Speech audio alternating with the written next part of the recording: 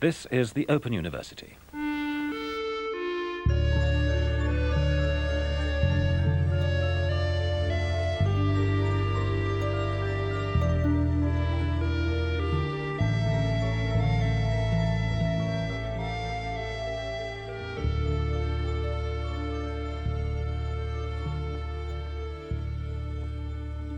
Hello, it's your Open University host again. Fit as a fiddle, in the pink, and fully recovered. Well, let's say 80%. I feel 80% of my energy levels have been restored. I'm 2 weeks after my little COVID-19 episode. I'm pretty convinced it was COVID-19. Having seen accounts by people who've come through very mild cases, they had all the same symptoms as me, the chills and the fever and the lack of appetite, the raging thirst. And also, they managed to kick it in 2 days. I was just watching an Italian woman who works for the NHS in Britain describing how she'd also kicked hers essentially in 2 days. I literally had shivers and I felt like going to sleep very early. And then all throughout the night, I had shivers alternating with sweats. So clearly I was running a high fever that night. Except for that, I just had a bit of a dry throat, but not really a cough. And I definitely didn't have shortness of breath. I just felt exhausted, as if I was developing a flu. Same the day after, so all day Thursday I was mostly in bed, but I was still eating and drinking well, having a bit of a dry throat, nothing much. And then by Friday morning, I already didn't have fever anymore. I was still feeling quite tired, but I would say I was mostly recovered. So literally, it lasted 48 hours. The day after I updated you last time, I had a bit of a difficult day with a headache. It sort of triggered an eye headache, which lasted really all day and was not very pleasant. But since then I've had perfect health and I've been making the best of it, making my album. This is one of the instruments I've been using. This is I call it a horse fiddle, and it's an iPad instrument.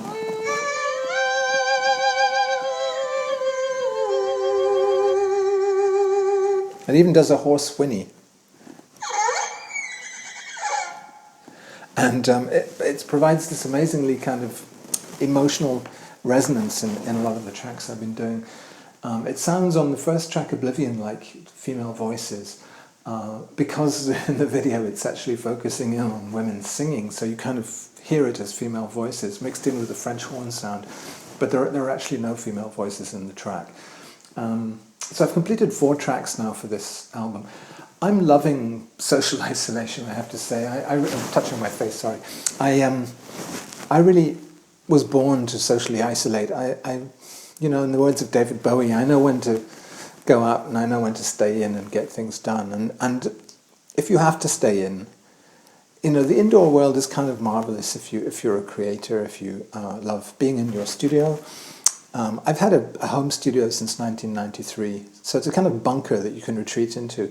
And really, going out is overrated. You know, shopping, sightseeing. I mean, these things they're fun to pass the time when you don't have anything else to do. But when you really love your work and you can do your work alone at home, social isolation in your apartment is kind of wonderful. I find it a very ecstatic state. I actually get a kind of high from solitude.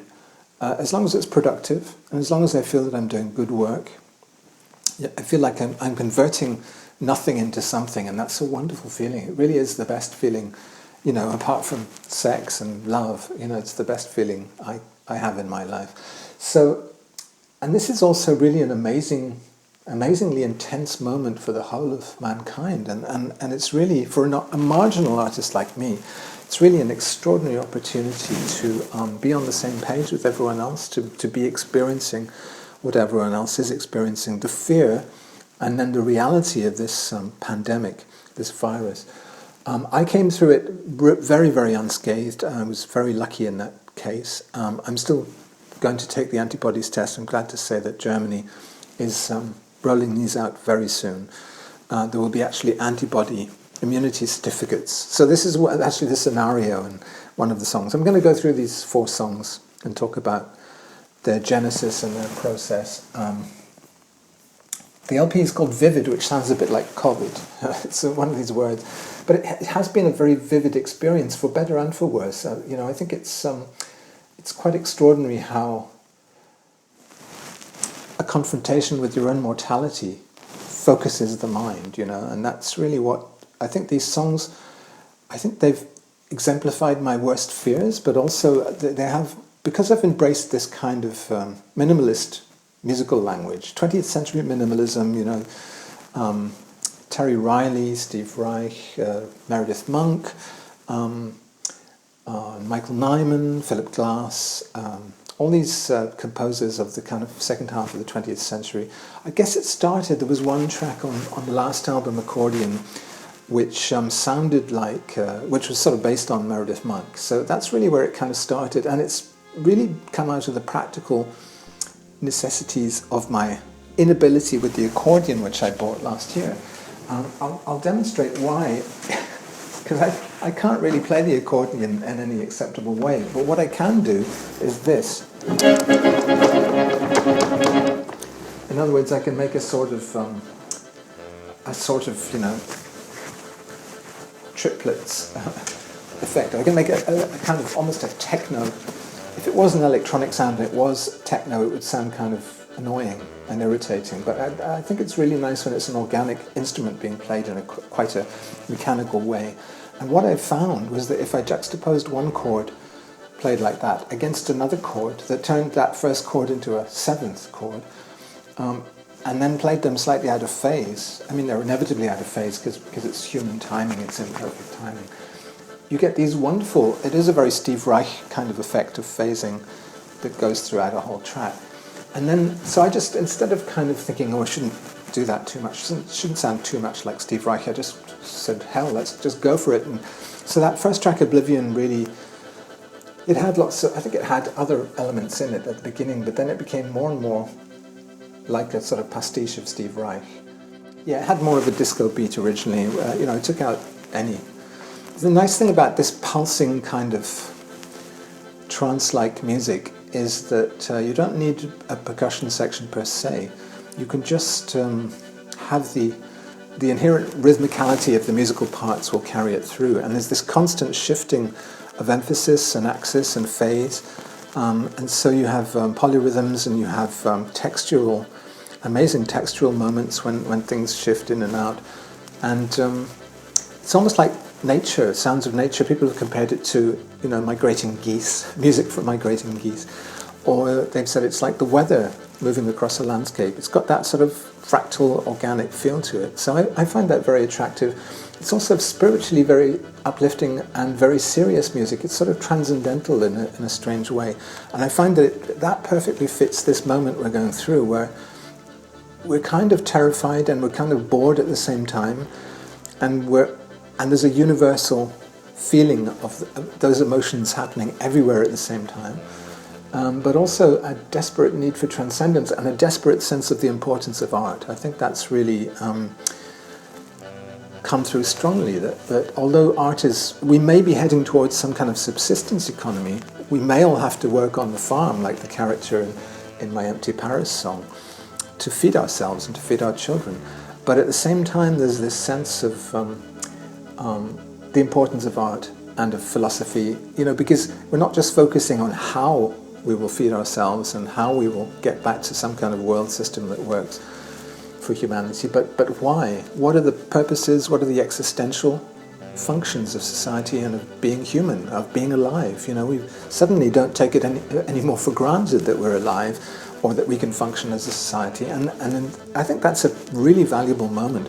If things do return to normality within the next 3-4 months, which there may be, inoculations and cures and things like that coming along, I think we will draw in this for some sort of spiritual sustenance or some kind of, even just like brainstorming what possible futures, we wanted, and we'll draw on the intensity of this moment, because it's really been intense, and that's, for an artist, that's a gift. So I really feel very lucky. I feel lucky to have had such a mild case of the disease itself, but also to be in this moment, making work, which really speaks to people. Sometimes I even felt sorry for people. Some of the lyrics, I thought, gee, should I be laying these lines like struggling for breath, lines like that, when people really are struggling for breath. So I feel almost a certain guilt about just being so on the nose with a lot of these lyrics. It's almost maybe too much, but if it is too much for people, then obviously they can listen to other things. Oblivion was before I developed any symptoms of COVID-19. So it was just the day before the symptoms announced themselves that I made that track. And it was really a kind of goodbye world and thanks for the ride. It's a statement of absolute pessimism saying we're doomed, I'm doomed, and I'm going to get this, I'm going to die. It's been great, I've had a great 60 years. I'm lucky to have had 6 decades of just an amazing life, which you'll be able to read about in Niche when it comes out. I just finished the final proofreading of that. So I should stop touching my face, although it doesn't matter because I'm now immune, and I'm alone in this flat, so I guess I can touch my face, but it's a bad example to set to people. Wash your hands frequently and don't touch your face. But it was really that I think I've been dealing with a lot of worst case scenarios and just apprehensiveness and fear, extrapolation. And because nobody's had this disease before, nobody quite knows how it's going to play out. And also, that your mileage may vary. That phrase has never been more relevant. Your mileage really is going to vary depending on your other conditions, your general state of health, your age, your gender, your blood type. Apparently, I'm O rhesus negative, which is a very rare blood type, but actually deals very well with general infections in general. But I'm also very apprehensive, and so the really scary moment was when I first got it and didn't know how serious it was going to be and what it was going to feel like and whether I really was going to struggle for breath, which I didn't in the end at all. I didn't have any sense of difficulty breathing. I think that must be the most terrifying symptom. So, but the song lyric, Oblivion, talks about, drowning in pus and all the rest of it. It's really medically kind of nasty. But then something amazing happens. There's this transformation when I stop singing and the music just takes over, and it actually becomes very uplifting and somehow very spiritual, I think, at the end. I found it very moving to make and to listen to, and I felt very, very strongly emotional. And that's really an experience I've had with a lot of these songs, that I really feel deeply moved and also very excited to publish them in the exact moment when they're relevant to people emotionally. I think, never has the exact timing of a release been more important, because we don't know. These might sound archaic in 3 months. The old days when you took 6 months before you could actually release the songs you'd written, 6 months ago. That seems so amazingly primitive now, that we can instantly publish. I find that so valuable, because a song's topicality might just be this week, the window in which it really means something to people, especially now when we're all going through the same kind of emotional apprehensiveness and fear, desolation at the same moment. It's crucial to be able to publish. So I was trembling, my hand was trembling on the publish button at YouTube, thinking, this is going to go out now, people are going to get it now, they're going to immediately respond to it. Some will be weeping as I've been weeping making these things, There will be this amazing emotional connection, which I've never had before. I'm not that kind of resonant artist. I'm kind of ironic and ivory towerish and a little bit detached and, doing comedy vaudeville songs and, that kind of thing. Really, I don't really go in for that kind of direct emotional resonance, but when it does work like that, it's kind of amazing. I'm kind of really enjoying connecting on that level for a change. So Oblivion seemed to hit that note, and I then had a week in which I couldn't do anything, and then I came back with optimism. So balanced, having gone through the actual infection and found it wasn't so bad, coming back and saying, listen, optimism of the will come through in the end, we always do. And that was really my experience that I had come through, and yet the song has this kind of an underbelly of doubt and uncertainty, and I think the video communicates that. I'm not entirely convinced that everybody will come through. Some of us will come through and others won't. Some will deal with it well and others won't. So there's a tragic sense also that that's rhetoric, and I think the doubt really is clear in the song. The way it's quite melancholy, and I look melancholy when I sing it. I wanted to make a gagaku sounding record for this, and it's a song I wanted to make it. So I sampled a YouTube video about the history of courtly music in Japan. Gagaku is the old kind of no-play music that kyogen is another form of that theatre. It's an ancient theatrical form where everyone has white faces and speaks in very strange, strangled voices, and there are these musicians on the stage, and they often play these reed pipes, the hichiriki, the uteki flute, the komo gaku. So there are all sorts of taiko drums. There are all sorts of funereal and wailing, very emotional instruments which come through this gagaku orchestra of medieval Japan, essentially. So I sampled a lot of that, but in the end I only really used one sample, which was the chiriki, which is a sobbing kind of oboe sound. Very, very emotional. It sounds like a bird crying, or a person crying. So there is this funereal pace to the song. There are these kind of drums. Actually, some of the little skittering drums also come from gagaku music. So a slightly different take on my Japanese kind of sampling. It wasn't Japanese folk music this time. It was this courtly theatrical music, and that sense of optimism with a kind of undershadow of pessimism. So then next was Empty Paris, and I guess I came back to my Brel influences. I think the primal for me is going back to the things that influenced me in my 20s. So Jacques Brel, what would he have said about this crisis, you know? And I imagined him, really it's a kind of science fiction scenario, but it's only 5 minutes into the future. This is why I'm talking about the importance of topicality, getting things out in the moment that they mean something. Because, you know, at the moment it's a science fiction scenario that a teacher has to work on a farm to provide food for the kids and for society. But who knows, in 2 months' time that may be totally what we have to go through. The supply chains may dry up, you know, we may not have enough workers in the fields, and, you know, intellectuals will have to be sent, as they were in the year zero of Pol Pot or the Cultural Revolution of Mao. The Red Guards were sent to be re-educated in the countryside to work on farms and things. You know, that may actually happen. Maybe it'll be fun. I'll quite enjoy working in the fields, who knows.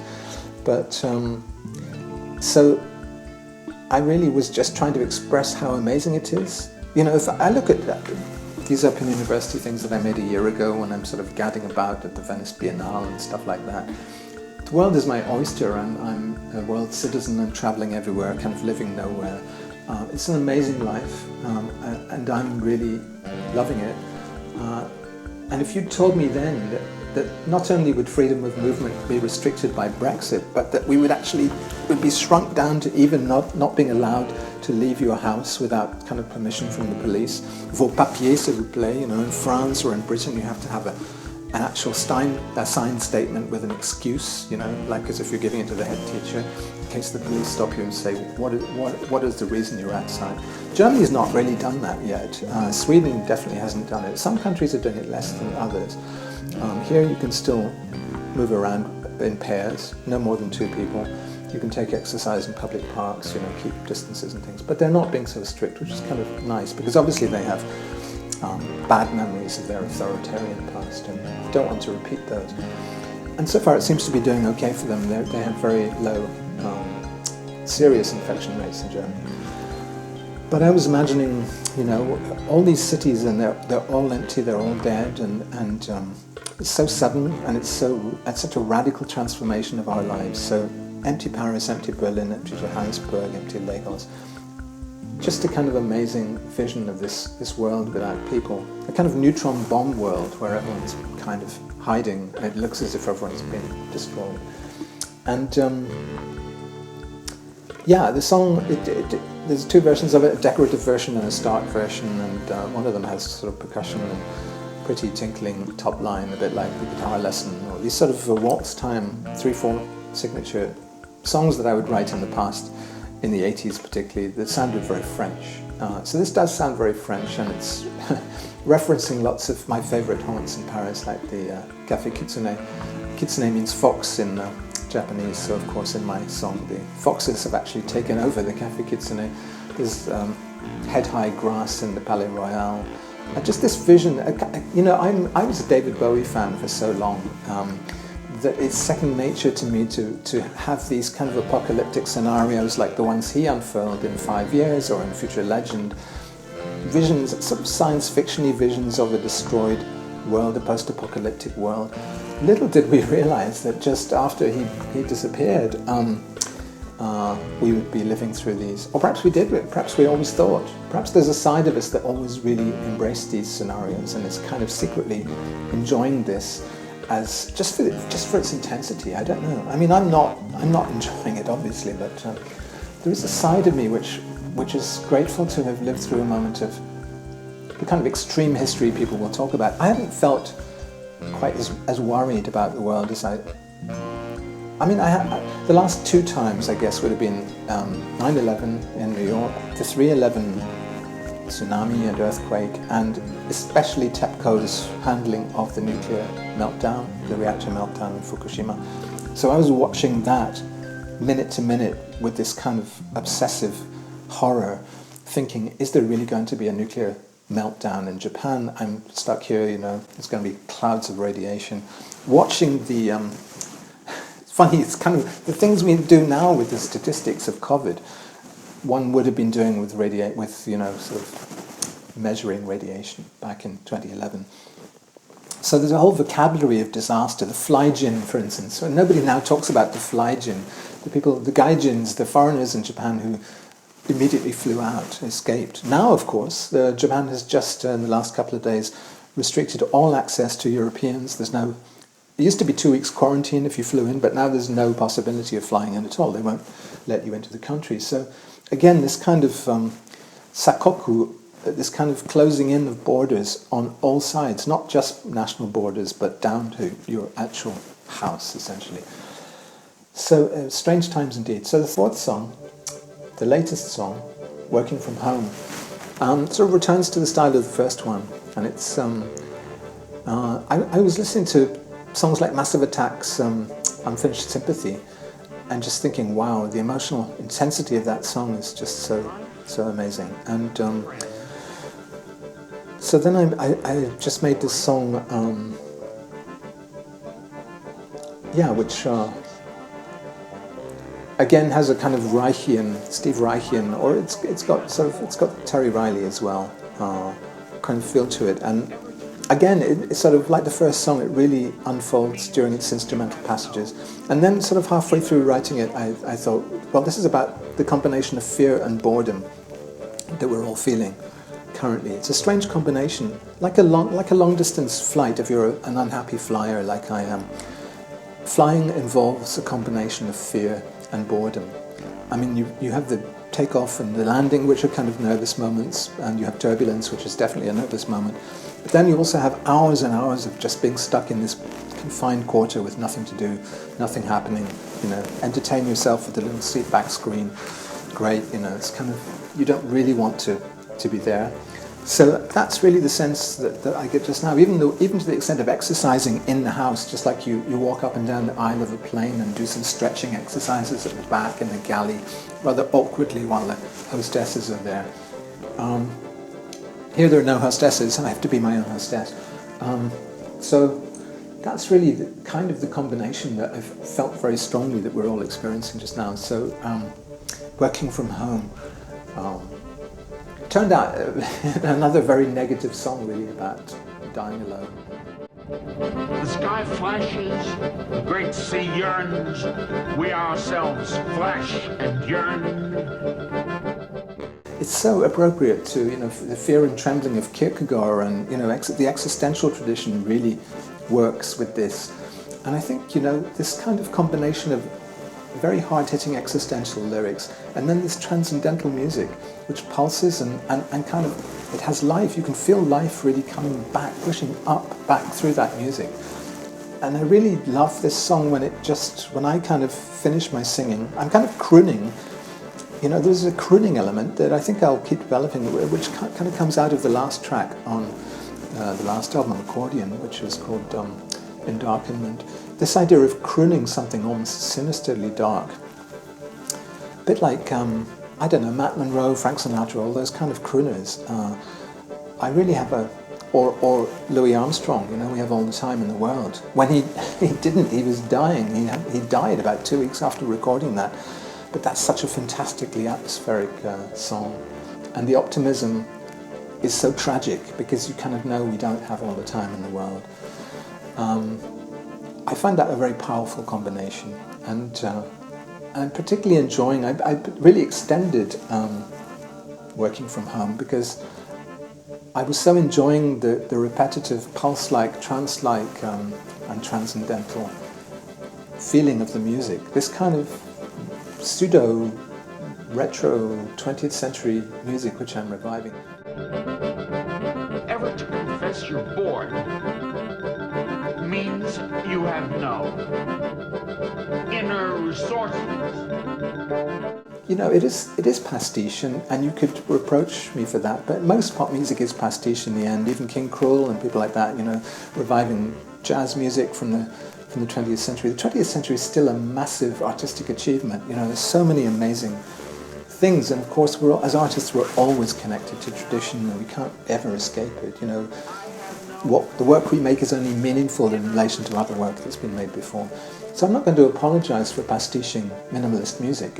It's music which I know that I've turned to in moments of great tragedy, like when I lost my friend Rika in New York. She committed suicide. The very first thing I did after that happened was I went to a concert in the Edinburgh Festival of Stockhausen, Stimmung, Voices of Stockhausen, and I found that very, very healing. I was emotionally extremely ragged, very vulnerable, very frail, and that music was so human with the human voices, but also this sense of kind of detachment and distance and kind of classicism. There's a sort of sense of, it's not emotionally manipulating you, it's not syrupy and sentimental. It's got this kind of stately 18th century or Baroque kind of calm to it. So I do find I'm embracing kind of quite Baroque structures, chord structures and, you know, song structures and things, but also this pulsing 20th century energy flowing through it. So I don't know where I'm going to go from here. I've got obviously ideas and feelings, particularly feelings that I really have to sense how I'm obsessively watching where the world is going and whether people are getting more optimistic, more pessimistic. All these indexes and indicators are kind of feeding into the songs as they get written, and then they're getting published instantly. And it's very intense, but I don't mean that in a bad way. And that's why I think the title Vivid is a good title, because it's things can be vividly horrific, or they can be vividly beautiful, like spring. When spring arrives, and spring is arriving. We had snow yesterday, and now we can see sunshine and blossom. April is the cruelest month, as they say, as T.S. Eliot said. And it's going to be extra cruel this year. We know that. But it's also going to be, perhaps as a direct consequence, incredibly beautiful. Open University.